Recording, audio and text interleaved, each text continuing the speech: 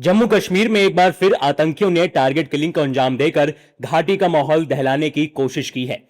कुलगाम के केल्लाम इलाके में शुक्रवार को काम खत्म कर लौट रहे गैर स्थानीय मजदूरों को आतंकियों ने रोका, नाम पूछा, पहचान की और हिंदू होने की पुष्टि होते ही गोलियां बरसा दी, जिसमें 2 लोगों की मौत हो गई है।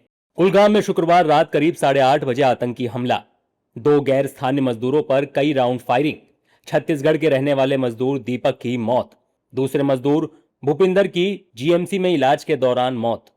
हमले के बाद पुलिस और सुरक्षा एजेंसियों ने की घेराबंदी, हमलावरों की तलाश में चप्पे चप्पे पर तलाशी अभियान। लश्कर ए तैयबा ने ली हमले की जिम्मेदारी। प्रत्यक्षदर्शियों के मुताबिक इलाके में लगातार 3 से 4 राउंड फायरिंग हुई। कुछ ही सेकंड में चीख पुकार मच गई। करीब 250 लोगों के बीच आतंकियों ने इस वारदात को अंजाम दिया और मौके से फरार हो गए। हमले के बाद पूरे इलाके को सील कर दिया गया है। पुलिस, सेना और अन्य सुरक्षा एजेंसियों ने मोर्चा संभाल लिया है। जंगलों से लेकर हर संभावित रास्ते तक आतंकियों की तलाश की जा रही है। जम्मू कश्मीर के उपराज्यपाल मनोज सिन्हा ने इस हमले को कायराना बताते हुए सुरक्षा बलों को ऑपरेशन तेज करने के निर्देश दिए हैं। कुलगाम में हुए बर्बर आतंकी हमले में छत्तीसगढ़ के एक मजदूर की मौत हो गई। मैं इस कायरतापूर्ण हरकत की कड़ी निंदा करता हूं। मैंने सुरक्षा बलों को निर्देश दिया है कि वो अपने ऑपरेशन तेज करें और आतंकवादियों को खत्म करें।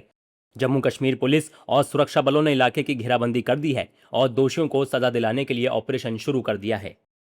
उधर छत्तीसगढ़ के मुख्यमंत्री विष्णुदेव साय ने भी गहरा दुख जताया और पीड़ित परिवारों को हर संभव मदद का भरोसा दिया है। कश्मीर के कुलगाम में हुए कायराना आतंकी हमले में छत्तीसगढ़ के एक श्रमिक की दुखद मृत्यु पीड़ादायक है। अधिकारियों को इस संदर्भ में आवश्यक निर्देश दिए गए हैं। छत्तीसगढ़ सरकार पीड़ित परिवारों के साथ खड़ी है। मृतक श्रमिक को विनम्र श्रद्धांजलि। विशेषज्ञों का कहना है कि निराशा में आकर आतंकियों ने इस हमले को अंजाम दिया। देखिए, इसको मैं 2 ही 3 शब्दों में बयान करूंगा। It is called frustration in the ISI circles. उनको पता चल गया है कि 2019 के बाद जो भी कार्रवाई शुरू हुई जम्मू कश्मीर में, आज हमारी जो सिक्योरिटी फोर्सेस की सक्सेस है वो ऑलमोस्ट 90% के आसपास है। कोई भी टेररिस्ट किसी भी किस्म का आसपास कोई पर नहीं मार सकता। परंतु उन्होंने अभी क्या किया है, अपनी जो पुरानी 2-3 स्ट्रैटेजीज मैं आपको बताऊंगा। पहला उन्होंने शुरू किया है targeting killing of the non Kashmiri labour.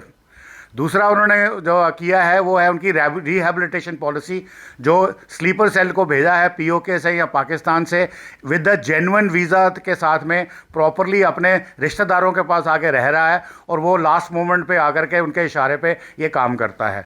वहीं पश्चिम बंगाल के मंत्री दिलीप घोष ने कहा कि सरकार ऐसी छुटपुट घटनाओं के लिए कड़े कदम उठा रही है। अभी भी छुटपुट घटना कहीं ना कहीं हो रही है। टेररिज्म धीरे धीरे समाप्ति की ओर है।